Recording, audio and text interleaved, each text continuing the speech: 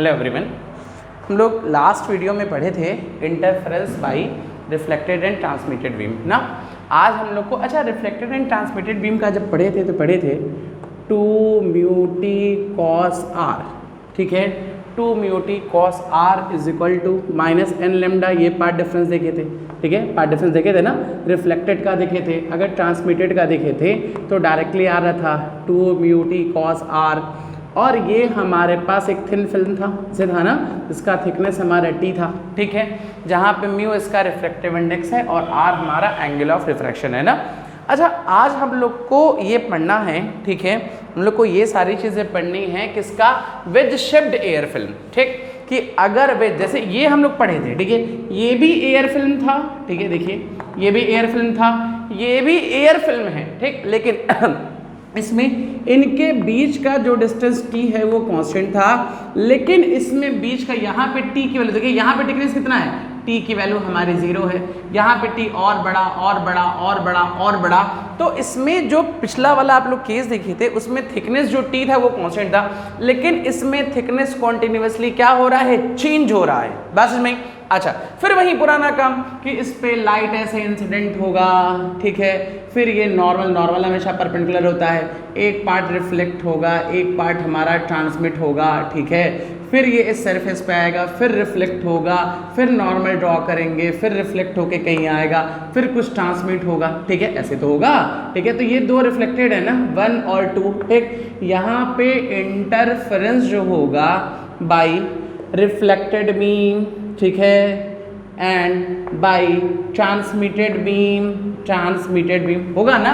यहाँ पे जो भी हमारा रिफ्लेक्शन है वो रिफ्लेक्टेड बीम का भी है, ट्रांसमिटेड बीम का भी है, ठीक। तो हमको यही चीज़ हमको पढ़नी है, बस इसमें। अच्छा, अब मेरी बात ध्यान से समझिएगा ना। चलिए ये चीज़ देखिए, जैसे सपोज करिए यहाँ पे अगर हम जो लाइट यहाँ पे आ रही है तो इसके लिए ये पर्टिकुलर एक ऐसे बिहेव कर रहा है, इसकी तरह ऐसे बिहेव कर रहा है ना, ठीक। अगर हम यहाँ पे ऐसे देखें, मान लीजिए यहाँ पे एन फ्रिंज बन रहा है, ये पॉइंट Pn है, ये पॉइंट Qn है ना, ठीक। तो पर्टिकुलर इस पॉइंट पे बात करें, मान लिया इसका रिफ्लेक्टिव इंडेक्स हमारा म्यू है, ये एयर है, ठीक है। तो यहाँ पे जो हमारा रिफ्लेक्शन आ रहा है, रिफ्लेक्टेड बीम का आ रहा है, यहाँ पे इंटरफेरेंस हो रहा है। अच्छा, अगर रिफ्लेक्टेड बीम का है तो कंडीशन होगा 2 mu t cos r minus lambda by 2, ये हमारा पाथ डिफरेंस होगा, ठीक। क्योंकि रिफ्लेक्टेड बीम का हम लोग को सॉल्व करने की जरूरत नहीं है, हम लोग को पहले से पता है कि रिफ्लेक्टेड बीम का जो भी हमारा कंडीशन होता है, पाथ डिफरेंस जो होता है 2 mu t cos r minus lambda by 2 is equal to delta x, ठीक है। अच्छा, थोड़ा और फिगर बना रहे हैं, ठीक है। इस फिगर को रब करते हैं ना, मेरी बात सारा समझिएगा, ऐसे सोचिए। हाँ देखिए, ये हमारे पास ऐसे वेज शेप है, ठीक, ऐसे है ना ये चीज़, ठीक।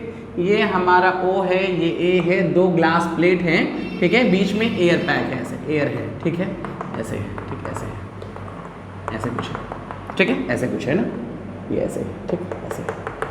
अब यहाँ पे कोई पॉइंट चूज़ किए P, ये पॉइंट चूज़ किए Q, ठीक। पॉइंट P और पॉइंट Q पे N फ्रिंज बन रहा है, PNQN, ठीक।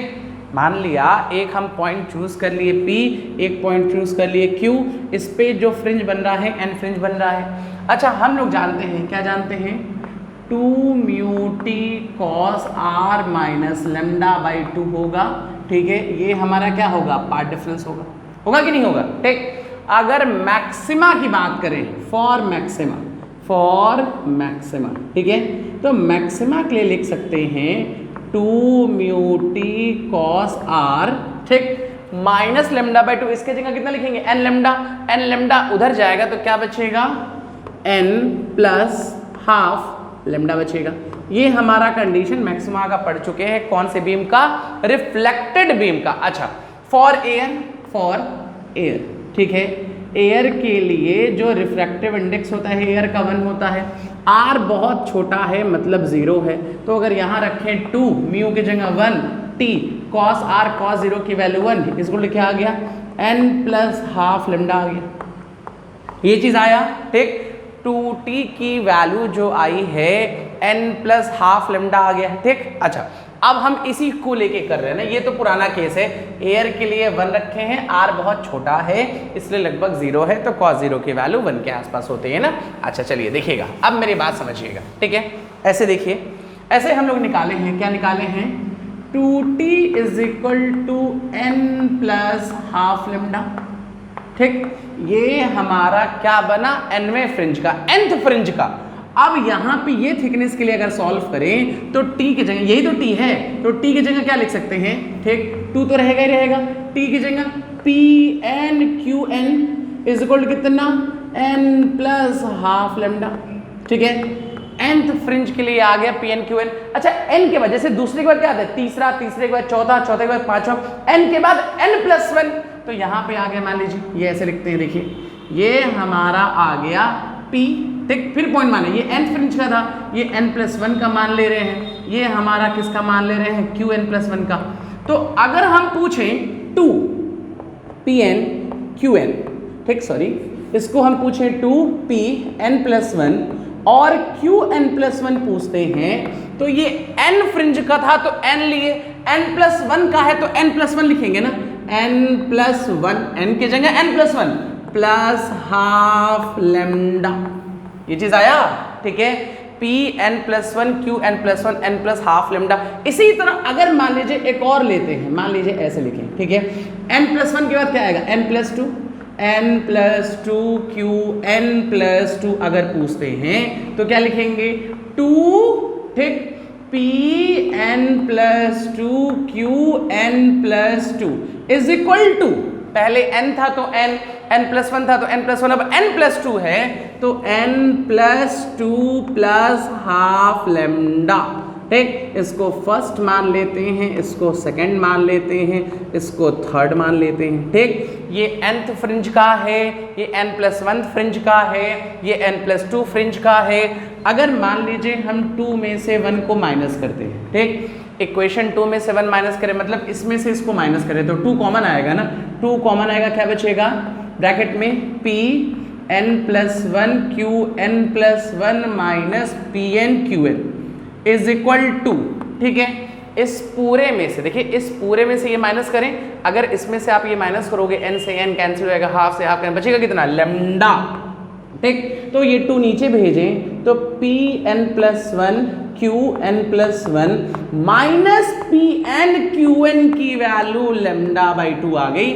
मतलब ये जो डिस्टेंस आया, ये रेफरेंस मान रहे हैं तो ये लेमडा बाई 2 आया, ठीक। अगर इन दोनों को अगर आप माइनस करोगे ना, ठीक है, मतलब कि इस पूरे में से ये माइनस करेंगे, ठीक है, तो फिर से n से n, या इसमें से इसको माइनस करिए, चलिए इसमें से इसको माइनस करिए, इस पूरे में से, इस पूरे में से इतने को माइनस करिए, तो देखिएगा n से n कैंसिल, हाफ से हाफ कैंसिल, बचेगा 2 लेमडा, 2 नीचे आएगा तो ये वैल्यू कितनी आ जाएगी, 2 लेमडा बाई 2।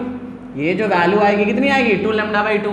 अगर इसी तरह और करें, मान लीजिए हम यहाँ एक और पॉइंट लेते हैं, ये Pn प्लस 3, ठीक है, Q यहाँ पे लेते हैं, मान लीजिए और बड़ा कर लेते हैं, Qn प्लस 3, तो ये वैल्यू कितनी आ जाएगी, 3 लेमडा बाई 2, आ गया ना। और इसी तरह देखिए, ये याद रखिएगा, ये एक्सप्रेशन याद रखिए, ठीक है। इसी तरह अब मेरी बात और समझिए, ठीक है, इसी चीज को हम और एक्सटेंड करते जाएं, ठीक है। देखिए मेरी बात, क्या लिखे हम लोग, P, ठीक, ऐसे लिखे ना, Pn plus 1 Qn plus 1 minus Pn Qn is equal to lambda by 2, लिख दिया। ऐसे ही लेमडा बाई 2, 1 लिखा तो 1 लेमडा बाई 2, 2 लिखा तो 2 लेमडा बाई 2, 3 लिखा तो 3 लेमडा बाई 2। इसी को और एक्सटेंड कर दें, अगर और एक्सटेंड करते हैं और ऐसे लिखते हैं, मान लिया यहाँ पे mth फ्रिंज बन रहा है, कितना बन रहा है, m, तो Pn प्लस m, ठीक, जैसे 1 2 3 लिखे थे वैसे m मान लिए, और वैसे ही क्या लिखे, Qn प्लस m, ठीक। तो इनका डिफरेंस लिखते हैं, क्या लिखेंगे, P, ठीक, क्या लिखें, n plus m Qn plus m minus, इस पूरे में से इस इतने को माइनस कर दें तो ये क्या लिखेंगे, Pn Qn is equal to, एक था तो 1 लेमडा बाई 2, 2 था तो 2 लेमडा बाई 2, 3 था तो 3 लेमडा बाई 2, वैसे m है तो क्या लिखेंगे, m लेमडा बाई 2, ये हमारा आया, देखिए यहाँ पे थिकनेस ये था, इसके आगे जैसे जैसे हम जाते जा रहे हैं वैसे वैसे हमारा थिकनेस कॉन्टिन्यूअसली क्या होता जा रहा है, बढ़ता चला जा रहा है। और एक चीज और, मान लिया ये जो एंगल है थीटा है वेरी स्मॉल, बहुत छोटा, ठीक है, थीटा बहुत छोटा है, जो वेज शेप है, जो दो हमारे मिरर हैं, जो ये चीजें हैं ना, ये थीटा एंगल पे हैं। तो अगर यहां से tan थीटा निकालें तो देखिएगा tan थीटा दिस परपेंडिकुलर मतलब क्या लिखें, ये पूरा, अगर थीटा लिखें ये भी tan थीटा है ना, हम इस ट्रायंगल में लगा रहे tan थीटा, ठीक है, इस इतने ट्रायंगल में, तो इतना वैल्यू का मतलब क्या, पूरे में से ये चीज माइनस करें तो पूरा कितना है, देखिए p n plus m q N plus m minus, ठीक है, p n q n upon, ठीक, ये इतना ना, देखिए ये इतना लेंथ ना परपेंडिकुलर, और ये बेस का मतलब यहां तक नहीं, ये पूरा इस ट्रायंगल लगा रहे हैं, ये पूरा देख लीजिए, ठीक है। तो Q N plus M upon Q N, तो क्या लिखेंगे, Q N plus M upon two Q N आ गया। और इस डिस्टेंस को हम सपोज कर लिए हैं ये एक्स है, ये डिस्टेंस हम क्या सपोज कर लिए हैं, एक्स है, ठीक। एक्स डिस्टेंस में ये चीज देखिएगा, ये डिस्टेंस देखिए tan थीटा, ठीक है, इसकी वैल्यू हम यहां से लिख सकते हैं, क्या लिखेंगे, m लैम्डा बाई 2 अपॉन, ठीक, ये कितना है, ये वैल्यू x माने हैं तो ये x है, ये लिख लिया। अच्छा अब और देखिएगा, इसको रब करते हैं ना, थोड़ा स्पेस कम है इसलिए हम रब कर करके बता रहे हैं ना, ठीक, आप लोग बस समझते जाइए, नोट करते जाइए, समझ में आएगा ना। Theta is very small, theta is very small, ठीक है, थीटा बहुत छोटा है, तो tan थीटा थीटा के इक्वल, ठीक है, तो थीटा इज इक्वल टू क्या लिखें, m लैम्डा अपॉन कितना 2x आ गया, ये चीज आया, मेरी बात समझिएगा, थीटा इज द एंगल, ये थीटा एंगल हो गया, ठीक है, लैम्डा हमारा वेवलेंथ है 2, आप लोग कांस्टेंट है, x क्या है, इतने डिस्टेंस में, ठीक, यहाँ पे कौन सा फ्रिंज बना है, n, इसके बाद n+1, इसके बाद n+2, इसके बाद n+1, तो इसमें नंबर ऑफ फ्रिंजेस जो बने वो हमारे यहाँ पे कितने बने, m, बस नहीं, x डिस्टेंस में, ठीक है, x डिस्टेंस में जो नंबर ऑफ फ्रिंजेस बने वो m बने, ठीक है, m is the number of fringe, ठीक, क्या लिखेंगे, m is number of fringe, ठीक है, इन डिस्टेंस x, बस में m जो है वो नंबर ऑफ फ्रिंज है, कितने डिस्टेंस में, x डिस्टेंस में। तो अगर हम पूछें कि लीनियर फ्रिंज विड्थ, जैसे मेरी बात समझिएगा, हम कह दिए इतने डिस्टेंस 10 मीटर में, ठीक है, 50 फ्रिंज बने, ठीक, 10 मीटर में 50 फ्रिंज बने, तो एक फ्रिंज का विड्थ 10/50, 0 पॉइंट हमारा कितना हो गया, डिवाइड करने 2, ये तो आ गया, ठीक। तो ये वैसे ही यहाँ पे ये 10 की जगह कौन है, x है, देख लीजिए, और नंबर ऑफ फ्रिंज 50 की जगह कौन है, m, तो लिखें अगर हम फ्रिंज विड्थ, कौन सा fringe width, linear fringe width लिखें तो x अपॉन m लिखेंगे, बस में लीनियर फ्रिंज विड्थ लिखेंगे तो x अपॉन m की वैल्यू यहाँ से निकालते हैं, x उधर m नीचे, तो यहाँ कितना आएगा, लैम्डा अपॉन 2 थीटा, देख लीजिए ये तो आएगा, ठीक है, 2x थीटा, एक में 2x थीटा, हाँ ये आ गया। अगर मान लीजिए ये हम एंगुलर फ्रिंज विड्थ पूछे इसी तरह, क्या लिखेंगे, थीटा बाई m, तो एंगुलर फ्रिंज विड्थ यहाँ से अगर हम लोग देख लें तो क्या लिखेंगे, थीटा की जगह, थीटा बाई m की जगह लैम्डा अपॉन कितना है 2x, ये भी हमारा आ गया, ये बात समझ में आ गई, ठीक है। दो चीजें निकाले, क्या क्या निकाले, एक बार हम लोग लीनियर फ्रिंज विड्थ निकाले, एक बार हम लोग एंगुलर फ्रिंज विड्थ निकाले, ये सारे केसेस हो गए बस में। और ये किसकी तरह से, किससे हम लोग इंटरफेरेंस करा रहे हैं, वेज शेप्ड इंटरफेरेंस करा रहे हैं ना, जो भी वेज शेप्ड फिल्म है उसका इंटरफेरेंस करा रहे हैं। और समझिए मेरी बात, मान लीजिए, ठीक है, ऐसे करते हैं, रब करते हैं इसको ना, ठीक, फिर से हम बोल दे रहे हैं, जो लोग कंफ्यूज होंगे, अगर m क्या है, नंबर ऑफ फ्रिंज, देखिए बहुत सिंपल की है, सबसे पहले हम ये थिकनेस t ले लिए हैं, आगे जा रहे थिकनेस बढ़ रहा है ना, ठीक, यहाँ पे हम कंडीशन लगाए हैं 2 mu t cos r minus lambda by 2 is equal to n lambda. वहाँ पे रखे हैं म्यू की वैल्यू 1, आर की वैल्यू 0 रखे हैं। कंडीशन आ गया है कि 2t बराबर हमारा n प्लस हाफ लेमडा आ गया, आया ना। इस टी की जगह एक बार ये रखे, फिर ये रखे, तो देखते हैं कि ये जो गैप है ना ये बढ़ता जा रहा है। पहले के लिए लेमडा बाई 2, पहले और इसका, पहले और दूसरे का 2 लेमडा बाई 2, पहले और तीसरे का 3 लेमडा। वैसे m का कितना, m यहाँ पे अगर लिख दे तो इसको क्या लिखेंगे, ये चीज़ डिस्टेंस कितना है m लेमडा बाई 2। इसको सॉल्व करके थीटा के टर्म्स में निकाल लिया। फिर हम लोग लीनियर फ्रिंज विड्थ निकाले x डिस्टेंस में, ये डिस्टेंस x माने ना, x डिस्टेंस में नंबर ऑफ फ्रिंज कितने बने m, तो लीनियर फ्रिंज विड्थ कितना होगा x बाई m, तो lambda by 2 theta. Angular fringe width हमारा कितना होगा, थीटा बाई m होगा, ठीक है। अच्छा, और मेरी बात ध्यान से सुनिएगा, ठीक है। एक चीज़ और, ठीक, पहले इसको नोट कर लीजिए जो चाहिए, ठीक है, फिर उसको देखते हैं।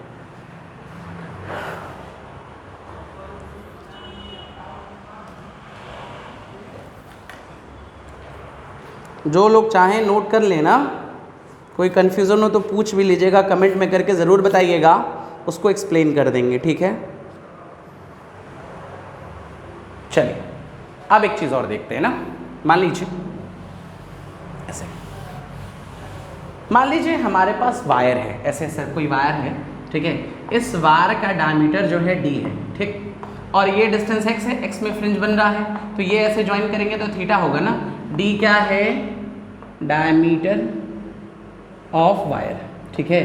तो यहाँ से लिख सकते हैं tan theta is equal to perpendicular by base, देख लीजिए। और थीटा बहुत छोटा होता है, बहुत थिन वायर है, कैसा वायर है, very very thin wire, thin wire, ठीक है। अगर थिन वायर है तो tan थीटा को थीटा लिखेंगे तो थीटा की वैल्यू लगभग x ये आएगा ना, बस समझ में, ठीक है।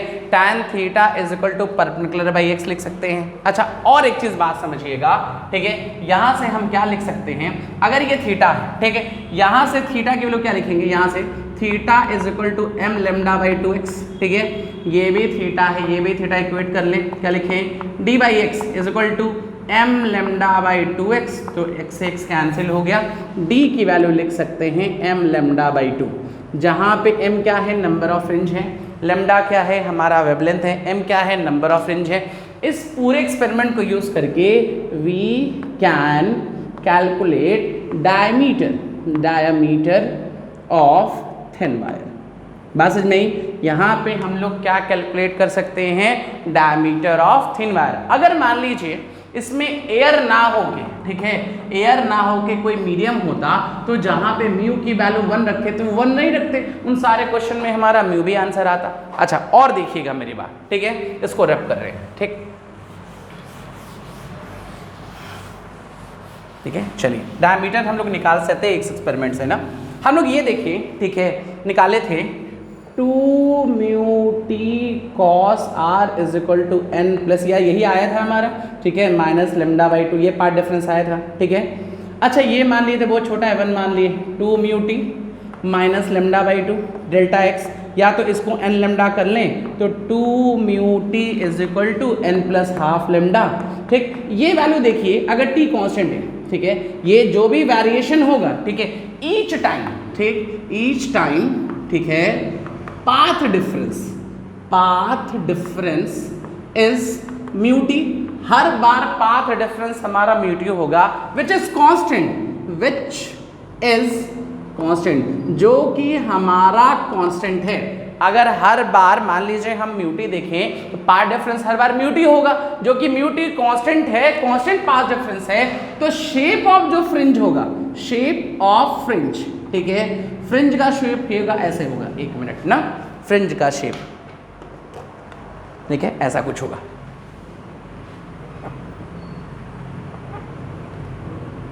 ये ऐसे कुछ होता जाएगा, ठीक है, ये देखिए, ठीक है, ये हमारा फ्रिंज का शेप होगा, ठीक है। किससे हमारा फ्रिंज होगा, वेज शेप, ठीक है, बना लीजिए जो बनाना चाहे।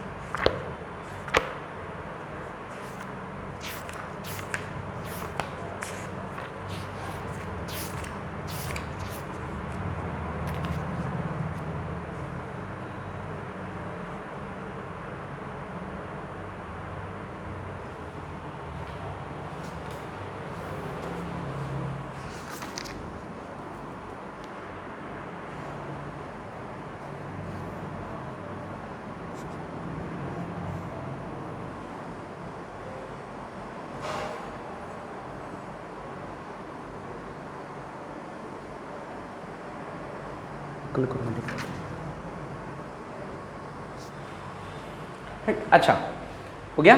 चलिए, इनका विड्थ कांस्टेंट है इसलिए इसको कहते हैं, इसका नाम कहते हैं फ्रिंज ऑफ, ठीक है, इक्वली या इक्वल थिक ऑप्टिकल थिकनेस। बस इसमें यहाँ पे जो फ्रिंजेस हैं वो फ्रिंजेस हमारे लीनियर बन रहे हैं और सबका फ्रिंज विड्थ हमेशा क्या है, कांस्टेंट है, इसलिए इसको कहेंगे कि fringe of equal optical thickness. ठीक है, चाहे तो नाम भी नोट कर लीजिए ना, याद रहेगा, कोई टीचर वाइवा में पूछेगा तो आप लोग बता सकते हैं।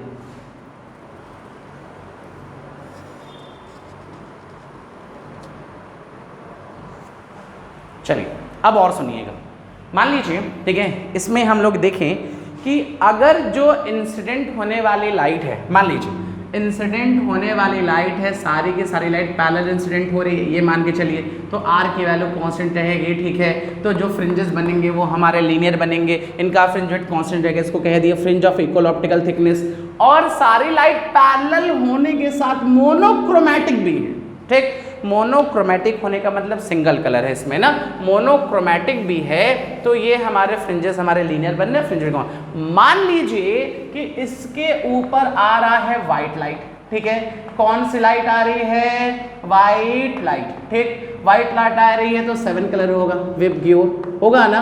और सबसे ज्यादा वेवलेंथ हमारा रेड का होता है, सबसे कम वेवलेंथ हमारा किसका होता है, वॉलेट का होता है। ठीक, और देखिए इसमें लिम्डा आ रहे हैं ना, मतलब पाथ डिफरेंस जो सबसे कम होगा वो कौन से कलर का होगा। देखिए पहली बात, ठीक है, अगर व्हाइट लाइट आ रहा है, ठीक, तो इंटरफेरेंस होगा। अगर कोई ऐसा कहता है कि इसमें हम मोनोक्रोमैटिक ना इंसिडेंट करा के हम व्हाइट लाइट इंसिडेंट कराते हैं तो यहाँ पे इंटरफेरेंस नहीं करेंगे, बिल्कुल गलत है। यहाँ इंटरफेरेंस होगा, वॉलेट का वॉलेट के साथ, इंडिगो का इंडिगो के साथ, ब्लू का ब्लू के साथ, ग्रीन का ग्रीन के साथ, सबका एक दूसरे के साथ होगा ना, कलर्ड फ्रिंजेस बनेंगे।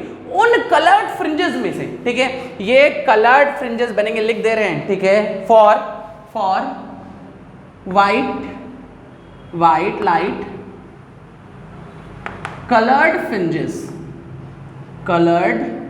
Fringes are observe. ठीक है, कलर्ड फ्रिंजेस ऑब्जर्व होंगे और लैम्डा मिनिमम वॉलेट का होता है, तो पाथ डिफरेंस हमारा सबसे मिनिमम वॉलेट का होगा। And first fringe is of violet colour. ठीक है, जो आने वाला हमारा फर्स्ट फ्रिंज होगा वो कौन से कलर का होगा, वॉलेट कलर का होगा। और जो सबसे लास्ट वाला होगा वो हमारा red. And last fringe is of red colour. बात समझ में, ये कुछ ऐसा बनेगा। मोनोक्रोमेटिक है तो भी इंटरफेरेंस होगा, इक्वल स्पेसिंग हो जाएगी। अगर हमारे पास पॉलीक्रोमेटिक है या हमारे पास व्हाइट लाइट है तब भी इंटरफेरेंस होगा। हमारे हर कलर अपने कलर के करस्पॉन्डिंग इंटरफेरेंस करेंगे और सबसे पहला कलर हमारा वॉलेट होगा, उसके बाद हमारा इंडिगो, ब्लू, ग्रीन और सबसे लास्ट कौन होगा, रेड। जैसे मान लीजिए ऐसे करिए, ऐसे इसका फ्रिंज बनाते हैं ना तो कुछ ऐसे बनेगा, देखिएगा, देखिए ऐसे कुछ बनेगा। जैसे मान लीजिए ये हमारा ब्राइट फ्रिंज बना, ऐसे सपोज करिए ब्राइट फ्रिंज बना ना, ठीक, इस ब्राइट फ्रिंज में ऐसे पतले पतले बनेंगे, ऐसे पतला पतला ऐसे ऐसे ऐसे बना। ठीक है, ये कई सारे 7 फ्रिंजेस जैसे बनेंगे। ठीक है, इन 7 में सबसे पहले VIBGYOR, सबसे पहले वॉलेट, फिर ग्रेड, लास्ट वाला, बीच में डार्क, फिर से व्हाइट बना। ठीक है, फिर से हमारा ब्राइट फ्रिंज बना ना, इसमें फिर से 7 ऐसे फ्रिंजेस बनेंगे, ऐसे ऐसे। ठीक है, इसमें सबसे पहले कौन सा, wallet, Indigo, blue, green, red, orange ना। तो यही चीज़ हमारे फ्रिंजेस बनते जाएंगे। इन फ्रिंजेस में जो सबसे पहला ऑब्जर्व होगा वो कौन सा होगा, वॉलेट होगा, सबसे ज़्यादा हमारा दूर कौन होगा, रेड। तो ये हमारा इंटरफेरेंस खत्म हो गया, कौन से फ्रिंज में हो गया, हमारा वेज शेप्ड एयर फिल्म में। बस में वेज शेप्ड हो गया। नेक्स्ट लेक्चर में हम लोग क्या डिस्कस करेंगे, न्यूटन्स लॉ। ठीक है, या न्यूटन्स लॉ नहीं, सॉरी, न्यूटन्स रिंग। बस इसमें इंटरफेरेंस इन न्यूटन्स रिंग, हम लोग लेंस का यूज करेंगे, वो सारी चीजें देखेंगे। 2 लेक्चर और लगेगा और ये पूरा चैप्टर खत्म हो जाएगा। किसी को भी, ठीक है, 2 लेक्चर और है, न्यूटन्स रिंग है, फिर एक और लॉ है, वो बता देंगे, फिर कहानी खत्म हो जाएगी। ठीक है, इस टॉपिक में किसी को कोई दिक्कत होगी कमेंट में जरूर बता दीजिएगा, उसको फिर से हम एक्सप्लेन कर देंगे ना। कोई भी प्रॉब्लम हो आप लोग डिस्कस करिएगा जरूर, ताकि नेक्स्ट वीडियो में उसको हम अपलोड कर दें। ठीक है, चलिए, थैंक यू।